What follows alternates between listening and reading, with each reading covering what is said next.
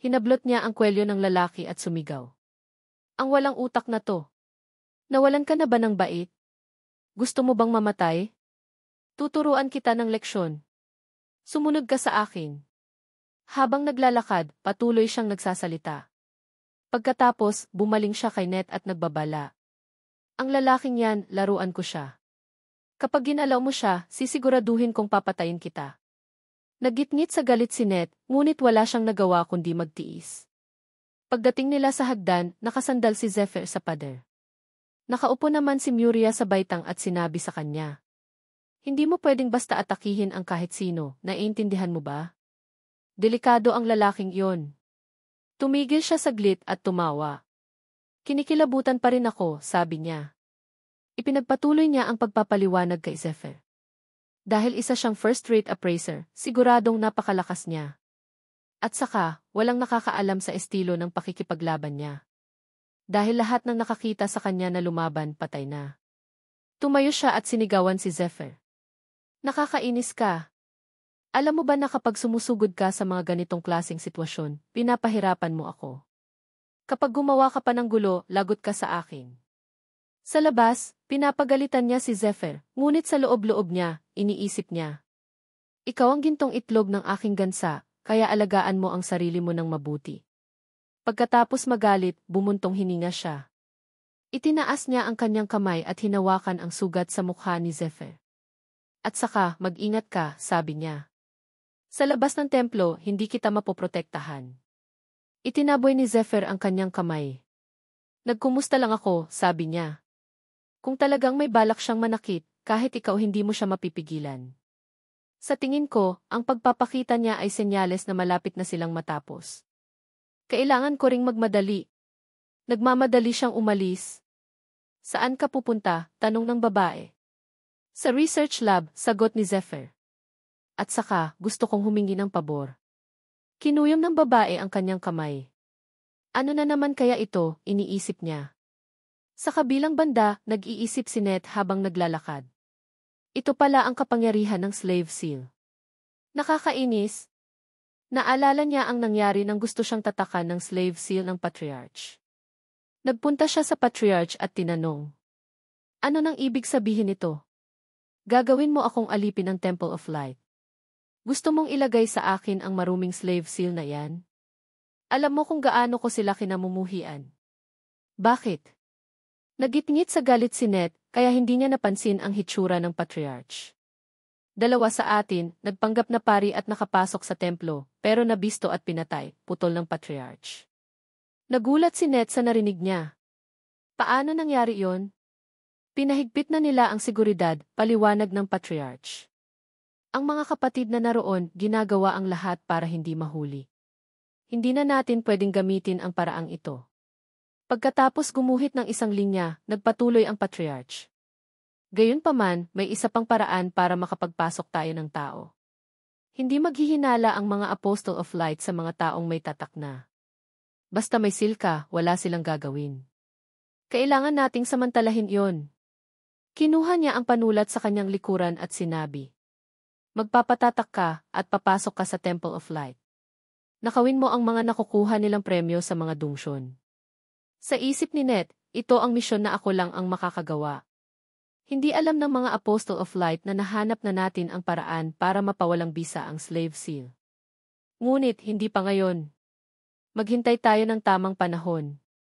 Sa oras na yon, pagbabayaran nila ang lahat. Mga basura kayong Apostle of Light. Sa isang maliit na nayon, nagkukumpuni ng bakod ang mga tao. Hoy, kain muna tayo, sigaw ng isa. Lumingon ang isang lalaki.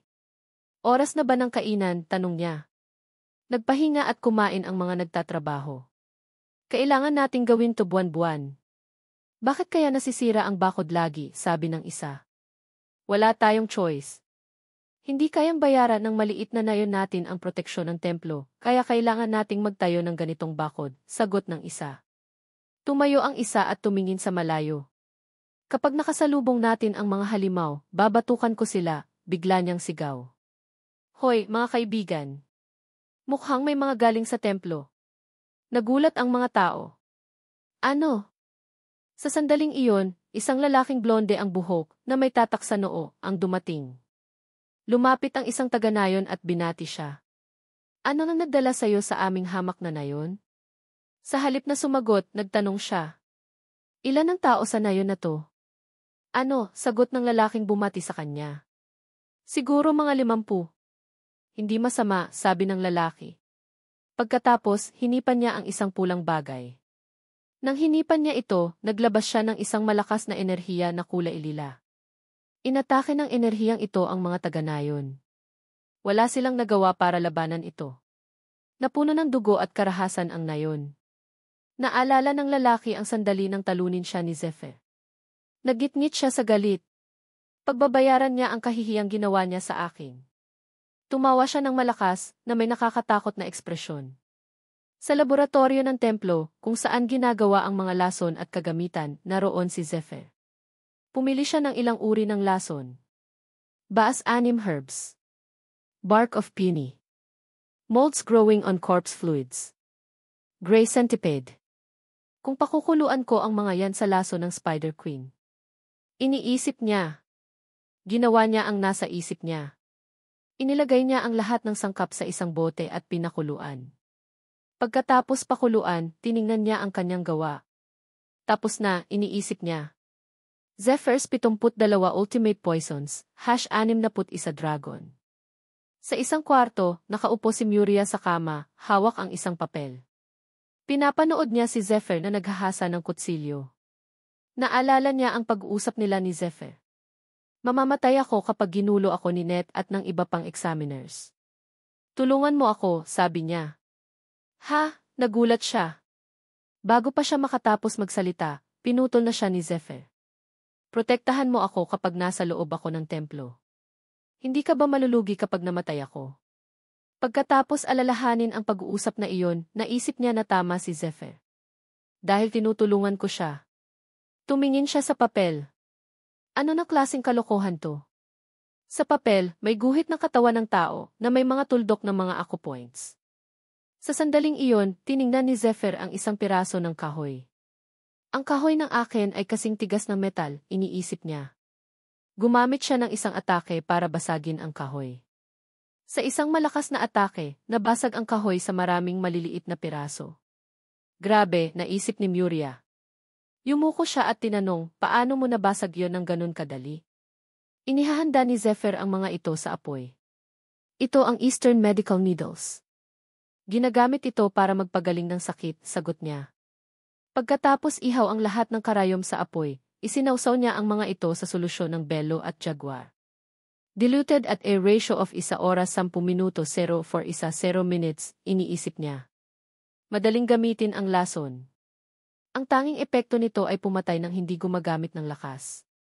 Yan ang iniisip ng lahat, iniisip niya. Sino nakakaalam kung kailan sasakupin ng mga demonyo ang mundo at babawiin ng mga Diyos ang kanilang kapangyarihan? Pagkatapos ng ilang sandali, itinaas niya ang isang karayom. Nagbago ang kulay ng bahaging isinausaw sa solusyon. Tiningnan niya ang mga ito. Sa lason lang tayo makakaasa, iniisip niya. Gumamit siya ng isang karayom at itinusok sa kanyang balikat. Nang itinusok ang karayom sa kanyang balat, kumalat ang mga linyang asul. Nasaktan siya at dumura ng dugo. Nang makita ito ng babae, tumakbo siya papunta sa kanya. Diyos ko! Nang makita niya ang babae na lalapit sa kanya, ikinaway niya ang kanyang kamay na nagpapahiwatig na huwag siyang lumapit. Naalala niya ang kanyang sinabi. Huwag kang magulat sa susunod na mangyayari. Kapag sininyasan kita, gawin mo to. Noong panahong iyon, naguguluhan pa siya sa sinasabi niya. Ngayon naiintindihan na niya. Anong klaseng ginagawa mo? Tanong niya. Ikinuwentuhan niya sa kanya. Pag-upgrade, sabi niya. Naalala niya ang Zephyr's 72 Ultimate Poisons. The change completely depends on the dilution level. And when you create reaction that is the opposite of the poisons, diluting the poison has turned into a solution that raises your ability limit, sinabi niya. Pagkatapos tusukin ang karayom sa kanyang balikat, sobrang sakit. Nagtiis siya. The problem is that I combined Bello with J-Car, iniisip niya. Bello is known to cause extreme pain and make the skin unstable. I'll experience extreme pain and heavy control will decrease, but don't have the ingredients or the formula to create something more stable, iniisip niya. Umupo siya ng cross-legged at binigay ang kanyang inner force. Inner force transfer is a transfer technique developed in the East, used to forge magic power. It is a technique to stabilize magic power through mana circuits. He can control the flow of magic power to recover internal injuries, and repeated use will increase the magic power limit. Inner force transfer controlling the poison UI rotating the magic. I can raise the stat to a higher level if I succeed. But if I fail, the physical body will shatter, iniisip niya. Ipinikit ni Zephyr ang kanyang mata. So what? This is nothing. I can handle it, iniisip niya. Naalala niya ang panahon nang nakikipaglaban siya sa mga halimaw. Noong panahong iyon, nakakatakot. Sa sandaling iyon, nakatuon si Muria sa pagmamasid sa kanya. Nakita niya ang asul na mga ugat sa kanyang katawan na bumabalik sa dati. Bago subukan ang unang tusok, sinabihan niya siya. Once I complete this, I won't be able to move, so please monitor the situation. When I signal you, stick the remaining one here. Pagkatapos sabihin iyon, itinuro niya ang tuktok ng kanyang ulo. Are you clear? Hawak niya ang karayom. Poisonous needle in the middle of his head. No need to say anything. I know what will happen if I fail. Death. Pinagpapawisan siya, itinutok ang karayom sa kanyang ulo. Should I do this? Can I do this? Iniisip niya. Ilang oras ang nakalipas. Sa kagubatan sa Hilaga malapit sa Temple of Light, may isang pulang sinag ang tumaas. Bumuo ang sinag na iyon ng isang bilog na may plus sign sa gitna. Hinahabol ng isang kawan ng mga ibon at inaatake ang mga tao. Ang mga may hawak ng espada at palakol ay nagtakbuhan. They caught up to us. Ron, sigaw nila. Sinisigawan nila ang mga asong tiktik. It's the only nest where there are dozens of birds. Did anyone call for support? I fired a flare, sagot ng isang naka-red cap. The rescue team will be here soon. Keep running to the temple. Bago pa siya makatapos magsalita, kinuha na siya ng isang ibon. Sumambulat ang dugo. Sa sandaling iyon, kinakain ng mga higanting ibon ang mga tao. Sinusubukan ng isang nakaitim na damit na tumakbo papunta sa templo. 5 kilometro left to the temple. Just 20 more minutes, iniisip niya. Sa sandaling iyon, ang tanging natitira ay ang mga yapak ng mga nakaligtas na tumatakas, kasama ang mga ingay ng mga higanting ibon. Pagkatapos tumakbo, tila pagod na ang nakaitim na damit. Hinihingal siya, pinagpapawisan. Tumingin siya sa itaas. Napapaligiran siya ng isang kawan ng mga ibon. I'll turn into bones in 20 minutes, iniisip niya. Humahangos ang isang ibon. Natakot siya at umatras. Wala na siyang ibang choice. Kailangan niyang gamitin ang kanyang kahoy na kalasag. Hinarangan niya ang atake ng ibon. Nahulog siya, pinapanood ang ibon na umaatake sa kanya. Sumigaw siya ng malakas na sumabog sa kadiliman. Bigla na lang, isang puting enerhiya ang binaril sa kanya. Lumabas na ang enerhiyang iyon ay galing kay Zephyr. Sumuntok siya sa lupa. Basag ang lupa. Tumingala si Zephyr at tumingin sa mga ibon na papalapit sa kanya.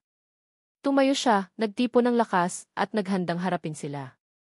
Lumapit ang isa at susubukang sunggaban siya. Mabilis siyang umiwas. Pagkatapos tumalon at hinawakan ang ulo ng ibon. Umiyak ang ibon. Gumamit siya ng lakas at pinutol ang ulo nito. Pinutol niya ito ng napakalakas na nabali ang buto. Lumabas ang isang puting buto at dugo. Hindi naglakas loob ang kanyang kawan na sumugod. Nagbubulungan sila. 12 monsters outside the dungeon. Total net bones of birds is 12. Perfect, iniisip niya. Tiningnan niya ang natitirang mga ibon.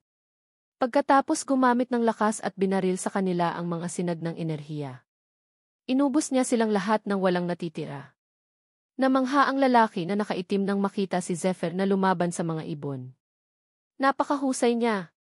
Nang makita niya ang simbolo sa braso ni Zephyr, iniisip niya, rescuers from the temple. They've come. Natatakot siya, iniisip, but it's just him. Sa sandaling iyon, isang boses ang umalingaw na pumutol sa kanyang pag-iisip. Nasaan ang pugad? Bago pa siya makareact, sumagot siya, narito. Itinuro niya kay Zephyr. Kung ipagpapatuloy mo ang pagtahak sa daang ito. Bago pa niya matapos ang kanyang sinasabi. Nagmadali si Zephyr, nag-iwan ng isang bakas ng puting liwanag sa harap ng lalaking nakaitim na damit. Grabe, iniisip niya. Ako na lang pala ang natira. Nakatayo siya sa gitna ng isang tumpok ng mga bangkay. Nakaramdam ako ng hindi mapigilang killing intent mula sa kanya, na parang nakatanggap ako ng utos mula sa isang taong may mas mataas na posisyon, kaya agad kong sinabi ang daan papunta sa dungsyon. Pagkatapos niyang mabawi ang kanyang katinuan, nagsisi siya dahil hindi niya naitanong ang isang mahalagang bagay. Pero, pagkatapos niyang mawala ng matagal, 7 miyembro ng grupo namin ang namatay sa dungsyon na iyon at sa 3 nakatakas, ako lang ang nakaligtas. Hinawakan niya ang lupa, iniisip na masyadong delikado ang lugar na iyon. Dapat ko siyang pigilan. Hinawakan niya ang kanyang ulo, iniisip na dapat siyang maghintay para sa rescue team. Dapat ko siyang pigilan na pumunta roon ng mag-isa. Anong gagawin ko ngayon? Patuloy pa rin siyang nakahawak sa kanyang ulo. Pagkatapos, nanlaki ang kanyang mata nang makita ang tanawin sa kanyang harapan. Tumayo siya at tumingin sa unahan. May liwanag na kulay pula na nagmumula roon. Nagulat siya. Paano nangyari iyon mula sa pulang liwanag? Kinakalagkad ni Zephyr ang ulo ng final boss papunta sa lugar. Pinagpaga ni Zephyr ang kanyang mga kamay. Tumingin siya sa kanyang braso, iniisip na magaan ang kanyang katawan. Mukhang dumoble o 2.5 na ang mga stat ko. Tagumpay. Masarap sana kung may equipment akong bagay, iniisip niya habang binabato ang isang berdeng flare sa kalangitan. Anong equipment kaya ang dapat kong kunin? Ang berdeng flare ay tanda na ang panganib ay nalutas na. Sa kadiliman, isang lalaking nakaitim na balabal ang nakaupo sa isang madilim na lugar. Malapit na, iniisip niya. Ilang araw bago nito, sa isang marangyang kastilyo. Isang pugad ng aka ang nawalan ng kontrol. Sila ay lubhang nagwawala, sumusugod sa mga tao. Higit pa rito. Ang pugad na kasinlaki ng Chung ay pinamumunuan ng isang boss na maihabang 30 metro. Nilipol ng isang alipin ang pugad. Si Zephyr ang taong iyon. Gamit ang kanyang mga kamay, nilipol niya sila. Sa ibang lugar, sa ilalim ng kastilyo. Kasama ni Lucius si Matthias Grimmer na nagsasalita tungkol sa aliping kaya gumiba ng isang baliw na pugad ng ibon. Parehong ang mga baka sa pinangyarihan at ang testimonya ng mga saksi, nagpapakita siya ng interes para sumali sa raid pagkatapos ng 20 araw, sabi ni Grimmer. Napakalinaw. Gusto niyang sumali sa raid team. Tumingin si Rima kay Lucius. Bahagyang nakangiti ang kanyang labi. Dapat ba natin siyang interrogate para masigurado na hindi siya isang heretic worshipper? Siya ang mataas na ranggong heresy appraiser ng 3rd Division ng Temple of Light. Sumagot si Lucius sa isang lubhang madilim na boses. Hindi. Bahagya siyang umiti. Si Lucius ang commander ng Temple Knight of Light's 3rd Division. Pagkarinig nito, biglang bumaling si Grimmer kay Lucius. Nagtataka siya na maihalong pagkabalisa. Pero, kung hindi natin aalisin ang mga heretic worshipper bago ang raid. Bago pa niya matapos ang kanyang sinasabi. Sumingit si Lucius kay Matthias. Kahit gaano pa natin kaingat na imbestigahan, hindi pa rin natin sila maaalis, sigaw niya. Pagkatapos, nagsimula siyang sumimangot. Ang kanyang mukha ay nagpakita ng isang napakatusong ngiti. Hanggat kapaki-pakinabang sila, hindi mahalaga kung sumasamba sila sa mga heretic o hindi. Pagkarinig ng mga salitang ito, nagulat si Grimmer. Ang kanyang bibig ay bumuka sa kaguluhan sa panlilinlang na salita ni Lucius. Anong sinasabi mo? Naglakad si Lucius sa unahan, ikinaway ang kanyang kamay sa kanyang likuran. Hindi sila sapat na malakas para makarating sa boss room. Iyon ang dahilan kung bakit sila nagiging mababang nilalang na nakakaalam lang kung paano magnakaw. Pagkarinig ni Rima sa mga salitang ito, tumingin siya kay Lucius na may paghamak. Patuloy pa rin si Lucius. Kaya, gagamitin natin sila para makapunta sa boss room at pagkatapos ay aalisin natin sila kasama ang boss. Ipinikit ni Rima ang kanyang mga mata at tumalikod, sinusubukang pigilan ang hindi komportableng pakiramdam. Lord Lucius is the vanguard team leader. You were not someone I knew 25. Do you remember that opposed the plan from before? Pagkarinig ni Lucius, tumawa siya. Bumukas ng malaki ang kanyang bibig, tumatawa. Haha! Kaya ipinapakita ko sa iyo, kaibigan, dahil nag-aalala ka masyado. Bumaba silang dalawa sa dulo ng basement. May isang kwarto na naglalabas ng isang malamig na aura. Naglakad si Lucius sa unahan, matapang na binuksan ang kwarto, at tumingin sa loob. Bumukas ng malaki ang bibig ni Matthias Grimmer. Halos mahulog ang kanyang panga. Dumadaloy ang pawis sa kanyang mukha. Nagulat siya. Ito ay ang loob ng kwarto. Ang mga anghel ay inukit ng detalyado na pinapanatili ng mga kadena. Sa mga kamay ng mga rebulto ay may sibat at kalasag na naglalabas ng isang napakalaking aura. Humarap si Lucius kay Grimmer na hindi gumagalaw, tumitingin sa mga bagay na iyon. Tumingin si Lucius kay Grimmer at nagbigay ng isang ngiting puno ng pagmamalaki. The Great Light Spear and Michael's Shield, ginugol ko ang 1/3 ng aking ari-arian para bilhin ang mga ito, sabi niya. Pagkarinig nito, nagulat si Grimmer. Ang mga ito ay mga mythical item na nabasa ko sa mga libro. Iba-iba ang kanyang mga ekspresyon. May gulat, sorpresa, at pagkamangha. Bahagyang tinapik ni Lucius ang balikat ni Grimmer. The dungeon we spent 15 years conquering is now over. No need to worry anymore, bulong niya. Ang mukha ni Lucius ay lubhang kumpiyansa. Sa tono ng isang nagyayabang, ako ay walang talo. Sa ibang lugar, sa isang liblib na nayon, napakainit ng sikat ng araw na nagpapaliwanag sa lugar. Sa loob ng isang bahay, 3 lalaki ang naglalakad sa hallway. Sila ay sina Got, Dale at Marco. Ang nagpapawis dahil sa pagod sa pag-ehersisyo. Nagreklamo si Marco. Hindi pa nga ako nagpapainit, bakit ang daming tao sa training grounds? Si Dele na umiinom ng gatas. Sa isang madilim na boses, na may ngiting pagmamahal, sinabi, siguro dahil sa raid. Balita ko, may 2 o 3 lugar na natitira para sa mga alipin. Ipinapakita nila ang kanilang galing para makasali. Sumimangot si Marco at hinimas ang kanyang ulo. Bigla, may isang taong nasa harap na si Sister Wise Rose. Nagulat siya. Oh, Esnray. Nang lumakad si Sister Wise Rose, sila ay yumuko ng 90 degrees. Magkasabay silang sumigaw. Hello, sister. Naglakad siya sa harap nila. Sa isang mayabang na boses na may ngiti. Ngunit sa ngiting iyon ay may panunukso. Sinabi sa kanila, hello. Bayaran niyo ang interes sa tamang oras, kayong mga basura. Nang makita ni Marco na lumakad na siya, tumingin siya sa kanya nang may pagtataka. Anong nangyayari? Bakit lumalabas ang demonyong babae na iyon mula sa kwarto natin? Sa loob ng kwarto ay si Zephyr, hinahaplos ang singsing sa kanyang kamay. Nakaupo siya sa kama nang makita niya silang 3 pumasok. Mahina siyang nagsalita. Nandito na pala kayo. Nang makita nilang 3 si Zephyr at ang singsing sa kanyang kamay, kasama ang katotohanan na si Wisius ay lumabas mula sa kwartong ito. Magkasabay silang sumigaw, ha? Singsing. Naisip nila, magkasama sila mula kanina. Ang singsing sa kanyang kamay. Maaari kayang. Nanginig ng bahagya si Got. Itinuro niya ang singsing sa kamay ni Zephyr. Anong singsing yan? Napaka-casual ni Zephyr na itinaas ang kanyang kamay sa harap nila, ipinapakita ang kumikinang na singsing. Ito ba? Tanong niya. Bahagyang yumuko ang mukha ni Zephyr, nagbibigay ng isang kahina-hinalang ngiti. Nakuha ko ito mula sa isang tao. Ang singsing sa kanyang kamay ay ang purification ring. Ito ay sumusuporta sa paglipat ng magic power ng nagsusuot at pinahuhusay ang magic barrier. Maaaring gumamit ng skill upang alisin ang sumpa ng 1 beses sa isang araw. Sobrang proud niya. Nagbigay siya ng isang nasisiyahang ngiti habang nakatingin sa singsing, iniisip, nagbigay si Wisius ng magandang gamit sa akin. Tumingin si Zephyr sa isang tabi, naaalala ang sinabi sa kanya ni Wisius noon.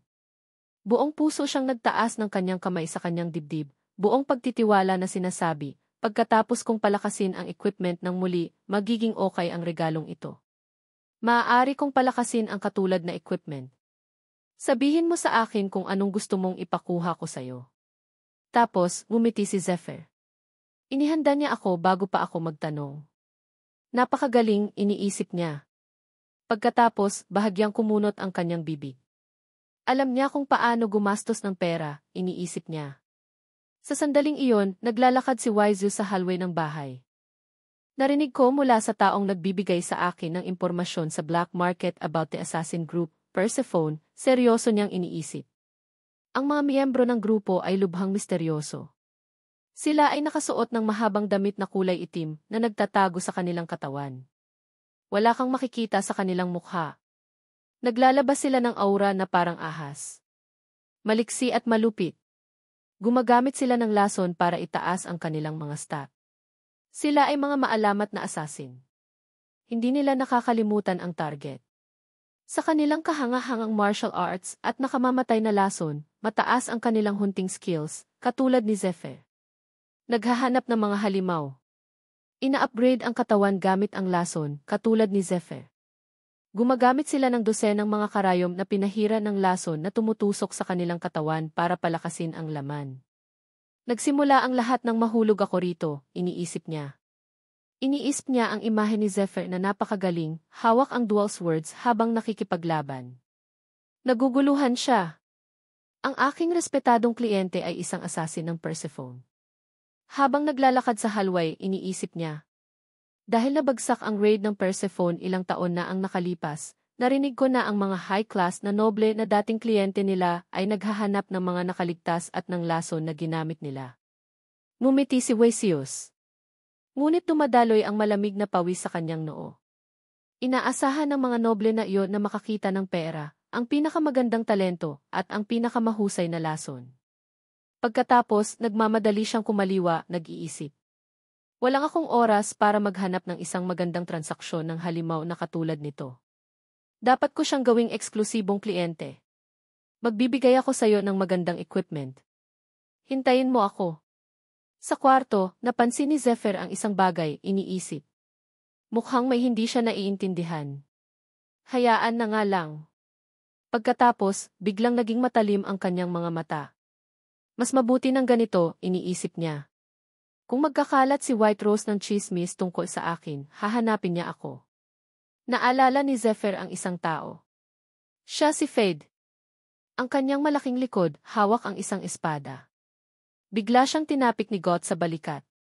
Ang kanyang mukha ay lubhang nangangalay, nanginginig ang kanyang boses. Kailan ka nagkaroon ng kaugnayan sa kapatid na babae na yon? Napakaganda mo, tugon ni Marco. Nagulat si Zephyr. Nakatayo silang dalawa ng matagal nang biglang nagsalita si Dele, kaya pala hindi siya umuwi kagabi. Sumunod si Marco. Dapat kang magkaroon ng paggalang sa sarili bilang isang lalaki. Nang marinig yon ni Zephyr, iniisip niya, ano ba nang sinisigaw ng mga to? May gusto akong sabihin tungkol sa dungsyon. Bigla may ingay mula sa labas. Tumingin silang apat sa pinto. Natigilan sila. Lumapit si Marco at binuksan ang pinto. Hello! Ngunit walang tao sa labas. Nagulat si Marco. Ha! Bigla siyang bumaling at nakita ang isang papel na nakatusok sa pinto gamit ang kutsilyo. Sa papel, nakasulat ang isang emergency request. Gary's group, set out immediately and return later when the situation is analyzed. Tiningnan nila ang sulat sa papel, nagulat. Sino kaya ang lihim na nagpadala ng ganitong emergency request? Pero mukhang opisyal na dokumento. May tatak din ni. Ito ay ang tatak ng Hunter Guild Master. Silang tatlong ay lubhang nagulat. Ano? Kinuha ni Dele ang papel mula sa kamay ni Marco. Kinuha ni Marco ang papel, tignan ko nga. Pagkatapos basahin ang sulat sa papel, nagulat siya. Pagkatapos, umiti siya. This seal is his.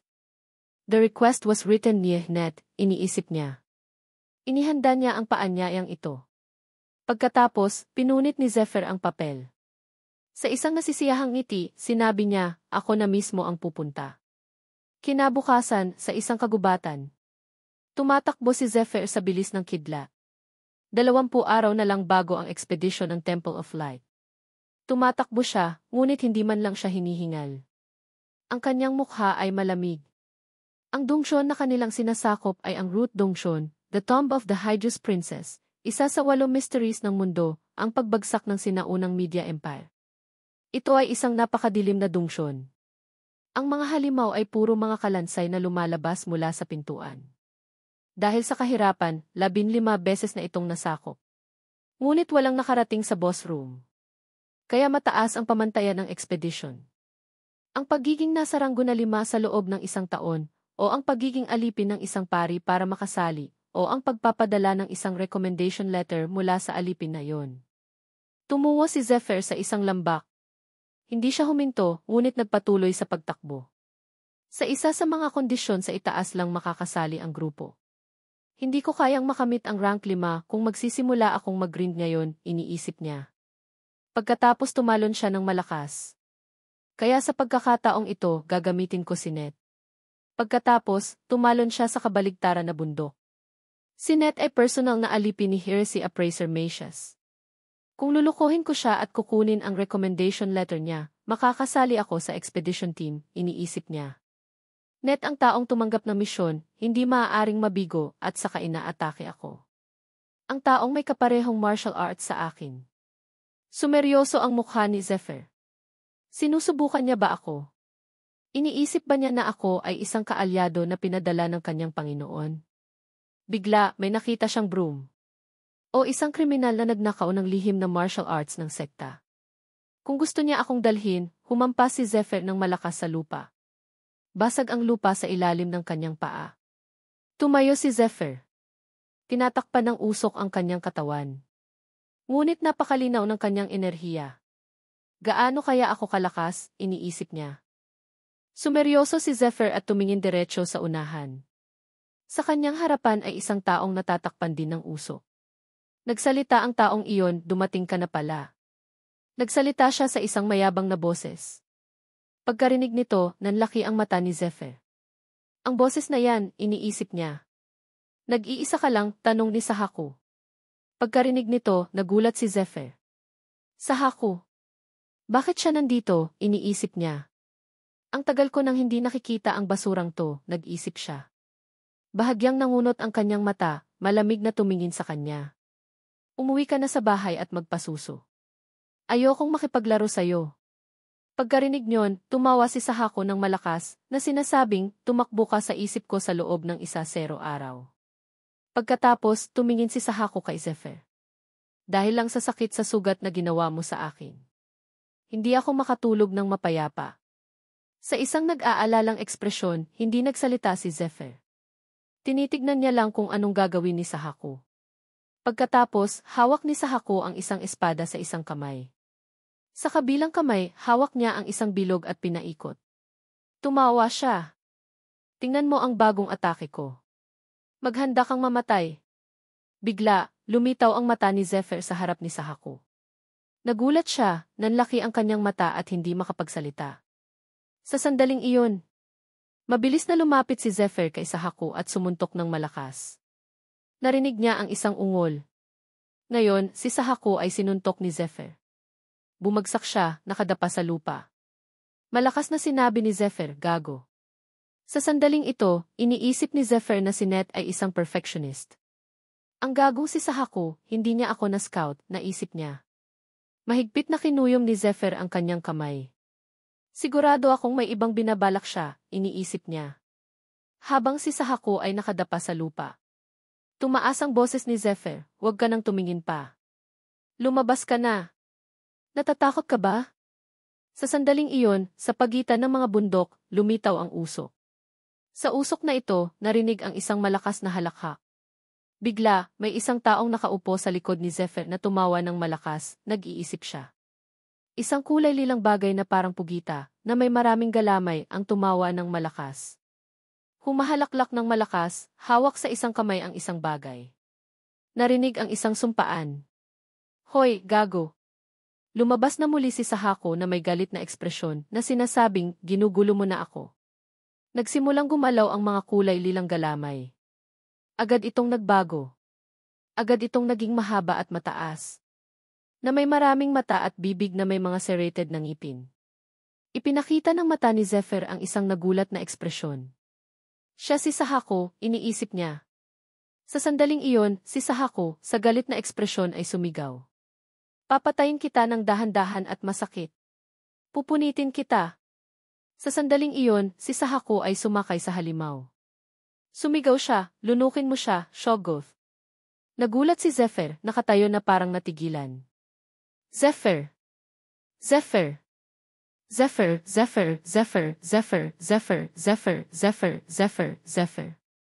Ngayon, si Sahako, na may mukhang puno ng excitement, ay tumawa ng malakas. Mamatay ka! Bigla, may isang bagay na nagdulot ng paggulong ng mata ni Sahako. Isang pagbugso ng lakas ng liwanag ang lumitaw, tumama diretso sa galamay ng Shoggoth, na nagdulot kay Sahako na magtaka. Sa sandaling iyon, naggitngit si Sahako at naisip na, Bakit nagiging bilog ang galamay ng Shoggoth? Agad na ginamit ni Zephyr ang lakas sa kanila. Sa sandaling iyon, iniisip ni Zephyr na, ang biolohikal na armas ni Demon King followers, Shoggoth. Hindi ko inaasahang makita ito dito, iniisip niya. Ang kwento ay, ang Shoggoth, natutulog sila sa anyo ng itlog at nagigising kapag nakarinig sila ng tunog ng isang instrumento na naglalaman ng kapangyarihan ng hypnos. Mayroong liham tungkol sa hypnos o karina. Ito ang instrumento na ginagamit para kontrolin ang Shoggoth. Maaaring magbigay ng iba't ibang utos batay sa mga kombinasyon ng tunog. Nakasaad doon na, pinoprotektahan ang gumagamit mula sa mental corruption ng Shoggoth. Sinabi rin doon na, ang Shoggoth ay isang sakim na nilalang na walang katalinuhan. Walang epekto ang pisikal na atake dito. Sa sandaling iyon, lumapit ang isang yapak. Ang mga galamay sa paligid ay gusto na sanang lunukin ang mga paa. Pagkatapos, sinabi rin doon na, lumalakas ito sa pamamagitan ng pagsipsip ng mana na nakapaloob sa mga tao na kinakain ito. Sa sandaling iyon, ang bibig na puno ng pangil at galamay na may maraming layer ng mga ngipin at mata na nakaayos ay bumuo ng bibig. Nakakatakot. Tinitigan nito ang mukha ni Zephyr. Pagkatapos, pinalibutan nito si Zephyr na gustong makipaglaro sa kanya. Ang titig ni Zephyr sa sandaling iyon ay nakatitig sa isang bagay. Ipinagpatuloy ang kwento. Ang mga ito ay nag-iisa lang, isang malaking banta na. Pero hindi sila ang dahilan kung bakit nakakatakot ang Shoggoth. Sa sandaling iyon, nagsalita tungkol sa mental corruption. Sa pamamagitan lamang ng pakikipag-ugnayan sa Shoggoth, ang taong iyon ay makakaranas ng isang serye ng mga horror na tumutugma sa kanilang mga takot at magsisimulang maniwala sa mga guni-guni. Kapag ganap ng nasira ang isip, ang taong iyon ay mababaliw na parang suga pa sa droga. Pagkatapos, magiging tulad sila ng tinderbox, mawawala ng katinuan at papatayin ang lahat sa paligid nila. Isang malawakang massacre ang magaganap. Ang halimaw na nilikha ng Demon King, sinasamba ang pagpatay. Nakatayo si Sahako sa labas, pinapanood si Zephyr na unti-unting nakukulong. Tumawa siya ng may kagalakan na sinasabing, sigurado akong mamatay ka, gago. Pagkatapos sinabi niya, hindi mo alam kung anong mangyayari. Sa sandaling iyon, nakulong sa galamay ng Shoggoth, ang mata ni Zephyr ay namula. Sinabi ni Sahako, ang pulang mata na iyon ay senyales ng pagkawala ng kontrol. Masisira ang isip mo. Malapit ka ng mamatay. Sa sandaling iyon, namula ang mata ni Zephyr. Puno ng galit, kasama ang malakas na pagtawa ni Sahako, ngunit hindi makapagsalita si Zephyr. Pagkatapos, alisin ang sumpa. May singsing si Zephyr sa kanyang kamay.